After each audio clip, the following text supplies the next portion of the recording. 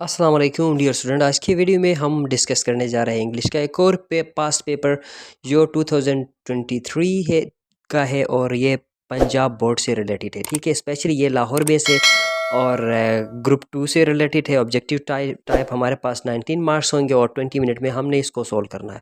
तो first thing हम लोगों ने समझना है कि नोट पे में क्या लिखा है। ठीक है, हमने समझा यहाँ पे हमें इंस्ट्रक्शंस होते हैं फॉर पॉसिबल आंसर्स, यानी आप लोगों के पास 4 ऑप्शंस होंगे और 4 ऑप्शंस में से जो करेक्ट है आप लोगों में ने एक ही को सिलेक्ट करना है। अगर 2 को सिलेक्ट किया तो फिर आप लोगों का जो आंसर है वो गलत साबित होगा। और उसके साथ साथ ये है कि आप लोग काट भी नहीं सकते हैं, जो है सोच समझ के आप लोगों ने करेक्ट लिखना है। आप लोगों ने मार्कर भी यूज़ कर सकते हो और आप लोग यूज़ कर सकते हैं पेन भी यूज़ कर सकते हैं, दूसरा बॉल पॉइंट भी यूज़ कर सकते हैं। ठीक है, तो हम स्टार्ट करेंगे अभी क्वेश्चन नंबर 1।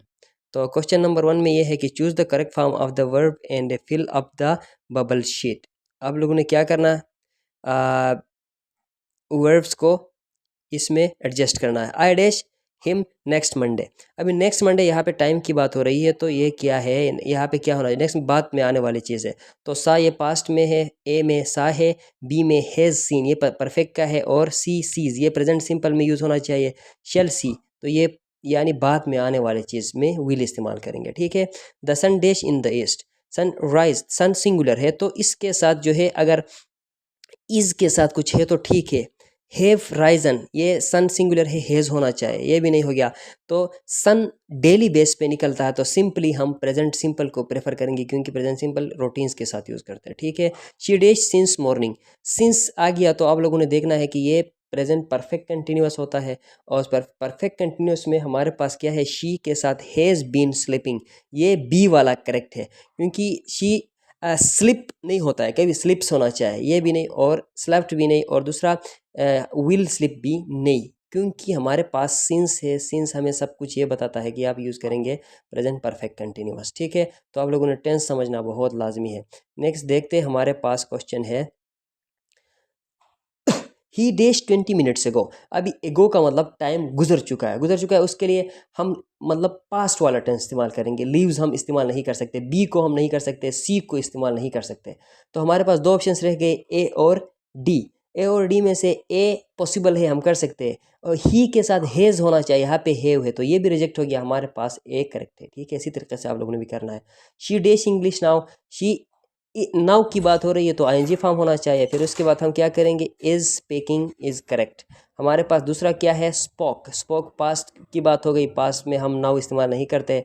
हैव स्पोकन ये परफेक्ट की बात हो रही है तो ये भी इस्तेमाल नहीं कर सकते। स्पीक ये भी इस्तेमाल नहीं कर सकते। ठीक है, नेक्स्ट हमारे पास है choose the word with correct spelling and fill up the bubble sheet. अभी करेक्ट स्पेलिंग हमने देखना है, हमारे पास वर्ड्स है, 4 वर्ड्स दिए गए हैं, उसमें से करेक्ट स्पेलिंग हमने देखना है। अंदाज़ा भी आप लोग कर सकते हैं। ठीक है, इसमें सबसे पहला जो है हमारे पास BRADCAST। क्या ब्रॉडकास्ट का स्पेलिंग ये पहला वाला ठीक होना चाहिए, ए ये गलत है मेरे नज़र में। दूसरा BROADCASTE ये भी गलत है। बी भी गलत हो गया, CBRODCAST ये सी भी गलत हो गया और BROADCAST डी करेक्ट हो गया। ठीक है, 7 एकेडमिक। एकेडमिक का स्पेलिंग ACADEMIC ए वाला ही ठीक है। ठीक है, जो आपको ठीक, जहाँ पे आप कॉन्फिडेंट है आपको ठीक मिलता है वही आप लोग दुरुस्त करें। 8 में हमारे पास जो है सिम्बलाइज, SUMBOLIZ। SUMBOL कोई वर्ड ही नहीं होता, ये गलत है। SYMBAL भी कोई वर्ड नहीं होता है, बी भी गलत है। SYMBOL तो ठीक है, IZT ये तो ठीक हो गया। ठीक है, सी करेक्ट है। फिर उसके बाद 9 में जो है इंटरसेट, ENTERCED INTERSEDE बी भी गलत हो गया, ए भी गलत हो गया, CENTERCEED ये भी गलत हो गया, डी में INTERCED ये वाला स्पेलिंग करेक्ट है। ठीक है, तो अभी 10 में आ जाए आप लोग। Choose the correct option and fill up the bubble sheet. हमने क्या करना है, करेक्ट ऑप्शन को सेलेक्ट करना है और बबल शीट को हमने क्या करना है, फिल करना है। 10 में the antonym of mighty. Mighty का मतलब स्ट्रॉन्ग होता है और ये हेवी होता है। ठीक है, तो इसका एंटोनिम क्या होगा, वीक होगा ना, weak correct. The synonym of current is dated ये गलत हो गया। ओल्ड ये भी गलत है। अप टू डेट ये मुझे लगता है अप टू डेट ठीक है। आउटडेटेड भी गलत है तो सी ठीक हो गया। ठीक है, the synonym of culprit is, culprit means you can say a person who is in dungeon. ठीक है, तो इसको कहेंगे हम ऑफेंडर। ऑफेंडर ये पहला वाला ही ठीक है मुझे लगता है, ये तो ठीक है। आप लोग सारे पढ़े, इनोसेंट भी नहीं हो सकता, ब्यूटीफुल भी नहीं हो सकता है और ऑनेस्ट भी। सिनोनिम का मतलब सेम मीनिंग और एंटोनिम का मतलब अपोजिट मीनिंग, ये आप लोगों ने याद रखना है, ठीक है। तो नेक्स्ट हमारे पास है the synonym of equitable. Equitable का सिनोनिम क्या हो सकता है, ये आप लोगों ने यार इक्विटेबल का मतलब है किसी चीज़ का इक्वल बराबर होना, ठीक है। तो यहाँ पे आप लोग के डिस्टर्ब हो जाएंगे, इस तरह के वर्ड्स कुछ कंफ्यूजिंग वर्ड्स तो देते हैं। इक्वल, अभी इक्वल जो है ये वर्ब है, ये नाउन भी है। अभी इक्विटेबल ये रीजनेबल, इसका मतलब ये रीजनेबल यानी फेयर, इक्विटेबल, ठीक है। The last couple of years have been a long a bumpy ride for me. यानी ये पूरा जो है ये एक फ्रेज़ है, इसका क्या मतलब है हमने बताना है। The underline phrase means easy time नहीं, hard time and changing time, B correct है। आप लोग अगर जहाँ पे आप लोगों को कंफ्यूज होता है, सारे पढ़ के करो, मुझे जो आता है वो डायरेक्टली करता हूँ, ठीक है। लेजर टाइम, इंजॉयबल टाइम, ये नहीं है, हर टाइम को कहते हैं अ बम्पी राइड, ठीक है, लॉन्ग बम्पी राइड हम कहेंगे। अभी नेक्स्ट जो हमारे पास है ग्रामर से रिलेटेड क्वेश्चंस आएंगे। Choose the concept correct option according to the grammar and fill up the bubble sheet. Bubble sheet को हमने फिल करना है। अभी यहाँ पे देखो, the main complain that there was no bread, the underline part of the sentence is और N.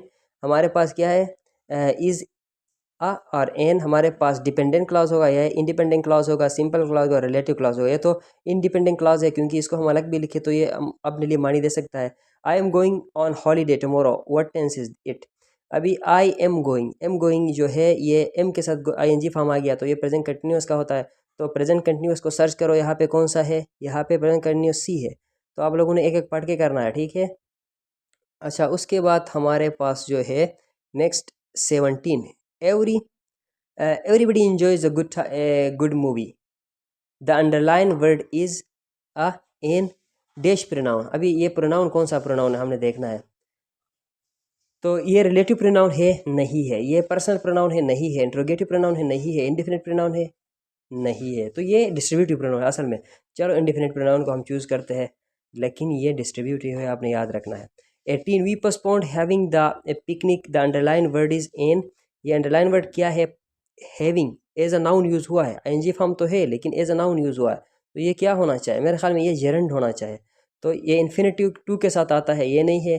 और प्रोनाउन ये नहीं है, एडवर्ब नहीं है, तो ए ये करेक्ट है, ठीक है, ए करेक्ट है। They recommended him for his justice and truthfulness, the underline word is N.